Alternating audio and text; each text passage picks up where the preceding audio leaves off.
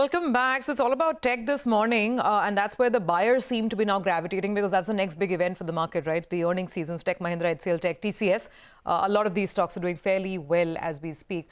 Anuj, what thoughts? I mean, 15,300 right now. It's early in the morning, but still holding steady? Yeah, holding steady, but a day trader would know that, today selling the gap up would have made money. Not too much, but would have made money because, if you bought the gap up, and this is where the problem is sort of before the market, you can't be chasing such massive gap ups because if you do that, follow through is key. And even the bank nifty, if you see, we started 500 points higher, we're now about 387 points higher. You need to see at what point does this selling get absorbed, and then of course we'll take it from there. But the key issue is going to be cash market buying. That is important. That is something which has been missing in this market. If that happens or not, that's something that we'll find out. But we have a guest now joining us, and the fuel prices in India have been unchanged for the last 11 days. We have Mr. Surana now joining us. He's the CMD at HPCL. Mr. Surana, good morning. Thanks much for joining us. Now, I know, the state elections is something around which there's always a temptation to perhaps hold back prices. But, companies more than make up for that once the elections are over. Do you think this time as well it will be something similar? Let's see. Okay. No, but has there been a nudge from the government, Mr. Surana, to hold prices for a bit for now? No, the prices are supposed to be decontrolled, and there is already a lot of deliberation which is happening during the last days. So I don't want to add to that deliberation, except two things that there are two factors mainly. One thing is the basic commodity prices, Yes. which is supposed to be aligned to the international prices. And second thing is the taxation. And as far as taxation is concerned, that is choices which the government has to make at the central and the state level Sure. to decide the overall pump prices. And of course, the exchange rate is also one of the factors which gets factored in. Sure. So that's the narration. Got that. Now, Mr. Surana, do you think time has come to cut excise duty? I mean, let's be very clear about it because I know prices are decontrolled, but at the end of the day, it doesn't reflect that at pump level, right? The pump prices should have been on current crude prices and current exchange rates somewhere around, say, 80, 85, perhaps even lesser. Because if people pay higher prices when crude prices go up, they're entitled to get lower prices when crude prices move down. But that was all eaten by excise. But now that prices are rising again, shouldn't the mechanism involve, an automatic cut of excise duty? See, of course, this is a government prerogative as to what choices that make regarding the resources that they need and the alternatives and the priorities of the usage which they may have. Now, whether it should be by excise, whether it should be VAT, whether the cut in the central taxes, if it gets made up again by the state taxes or the vice versa, it doesn't help either way. So I think there is required some more deliberation between the state government, central government. And of course, as far as oil industry is concerned, we had been suggesting that if it comes under GST, probably that may be one of the mechanisms to have more uniform taxation across the country on the petroleum product prices as well. And it also will help in inward credit, which will have a benefit to the consumers who can get that inward credit on the GST pay. Okay. I think, Mr. Surana, good morning. I think the reason Anuj was also pressing on prices is because some part of it has impacted demand as well, right? I mean, fuel demand is now at a 5-month low, given the latest data in February. How do you see it play out? Do you think there could be more pressure for a variety of reasons, but including the fact that prices are so high? See, the February month total fuel demand is a result of many factors. Actually, one of the factors, of course, is last year it was a 29 days month, and this time it is 28 days month. So that will itself will impact around 3%. But there is one more factor. If you see, the last February was a bit unusual as far as demand is concerned, February 20 compared to February 19. So if we see the petrol demand in February 19, it was 2.24 million ton, while February 20 was 2.49 million ton. That may be because all of a sudden there was fear among the people regarding the lockdowns coming on, people filling up their tanks, etc. And also there may be some pricing impact between January and February of the last year. Now, compared to that, if we compare just the per day sale, February 20 was around 86 TMT per day, 86.13, and February 21 is 86.57. So it is slightly above the last year per day sale if we discount for the additional day. As far as diesel is concerned, it was 6.09 million ton in the whole month. Let's say 210 TMT per day in February 20 versus it is 199 TMT per day in February 21. So that is around 4.9% lesser if you average out the month on that. So considering that one more factor is that the harvest season normally gets over by this time. And in February, we normally see a demand which is lesser than the January month. If I just take you back to January month of, let's say, previous year, so you will also find the same pattern in that. Apart from the higher prices during the economic recovery time, if the people already have stress in the industrial sector and they are coming back on the economic recovery, the prices are high, probably that may act as a demotivating factor for them.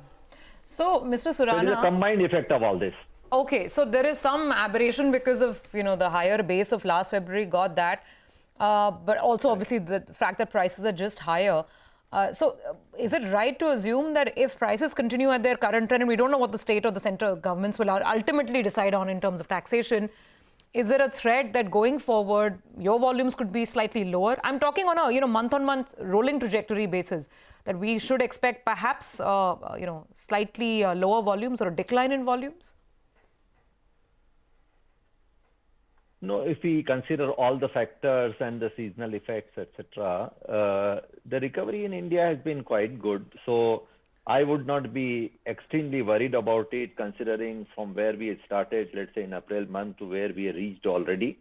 Of course, there are certain threats with regard to increased cases of corona, especially in some of the major consuming states. But at the same time, a aggressive push for the vaccination may help us to receive that fear, except that the people who are started coming out may again go in a little bit slow mode on that. But in a maybe barring around a particular month or so, I will still think that we are on a track for a recovery. Okay. So what are you forecasting in terms of earnings over the next few quarters? Because your core refining business was under pressure. The GRMs were at minus $0.9 a barrel in the quarter gone by. What do you see as the trend over the next few quarters? No, diesel and petrol cracks were on lower side, as you are aware that in last few months. But there is a smart recovery on that, both different, which forms a major component of the product slate in India at least. And that is on the back of a general recovery in internationally on the product demand. In fact, the last 2 weeks drop in the gasoline inventory in US is one of the highest in last 5 years. So there is a general trend of demand recovery across the world, and that should help in reducing the surplus inventory which is in the market. Added to that, the extreme weather condition in US had led to some refineries going shut down, which has again reduced the gasoline and the distillates availability. So that should help in improving the cracks on petrol and diesel, and that should help in refinery improved margin. As such, the refinery benchmark GRMs have come out of the negative territory and had been in the range of the positive territory in last at least couple of months. And they seem to be improving with the diesel cracks and the petrol cracks both coming to around $6 plus. And in the time to come, we expect it to improve it further. As far as HPCL is concerned, because we were in a capex cycle in last 3 years, so those refinery expansion projects will be getting commissioned now with the Mumbai refinery maybe in the first quarter of financial year 22. Means April to June quarter, we are going to have that project, and maybe by the end of the calendar year, even Vizag refinery expansion. So it adds to around 7 to 8 million tons of capacity to us. And that way we are pitching at the right time with the improved refinery margin. Okay. So that should augur well for us. Okay, Mr. Surana, Apart from the buybacks which we have been going through, and we have done almost 50% of the targeted value, that should help in the capital efficiency for the stakeholders. And some of the newer businesses which we are getting into, let's say gas and all, that should also help us. Okay, yeah, Mr. Surana, I'm reading a Morgan Stanley report. I'm sure you would have read that as well, about the new HPCL and about the kind of capex that you're doing, and the hardware upgrade, which can lead to $7 per barrel realization versus $2 to $3. Could that be right? Yeah, apart from, of course, Morgan Stanley has come out with a detailed report, and normally they do lot of research on this type of thing. But I not gone to the each and every bit of it, but I had a glance through it, and I can say it is quite a research report. But because we are also putting a bottom upgradation facility at Vizag refinery for the full 15 million ton capacity, that definitely adds to GRM, and such type of GRMs are expected, rather better than that is expected. Okay, but how and much? Also in Mumbai refinery, in both the Vizag refinery, we are replacing some of the smaller capacity units with the bigger capacity units, with hydrocracker also coming in it. So it brings the energy efficiency as well. Okay. How much higher, Mr. Surana, if you could give us a ballpark number? So a bit more closer to commissioning, I will try to give, but I can definitely say that it will be substantially higher than what you are seeing today. Oh, okay. With increase. Okay, Mr. Surana, always a pleasure talking to you, sir. Thanks a lot for joining us. And of course, you're always candid, and let's see what happens to the prices.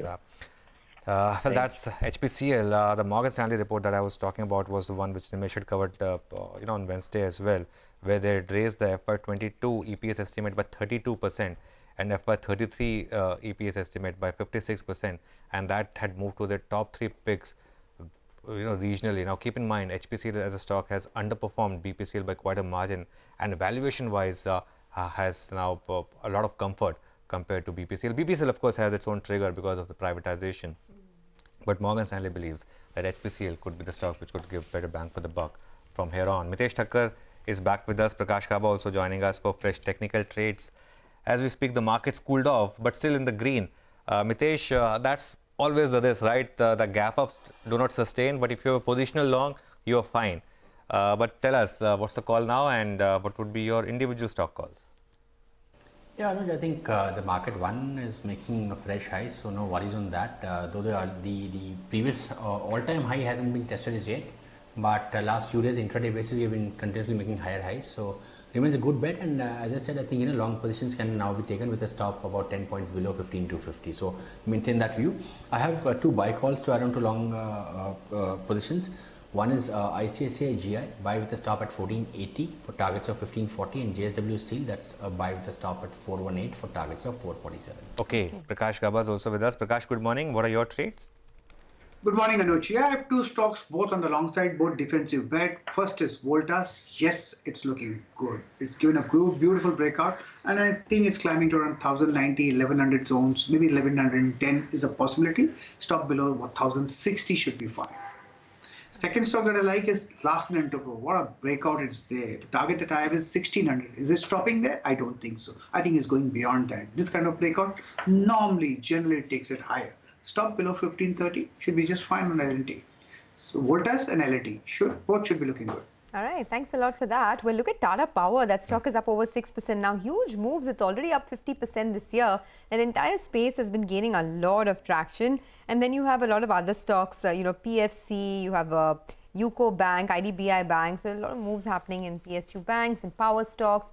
We'll keep tracking the markets for you, but looking very, very good at the moment. Let's shift focus to the commodity markets then. Manisha Gupta, our commodities editor, is here with us. Manisha, what's the one commodity that you're tracking today?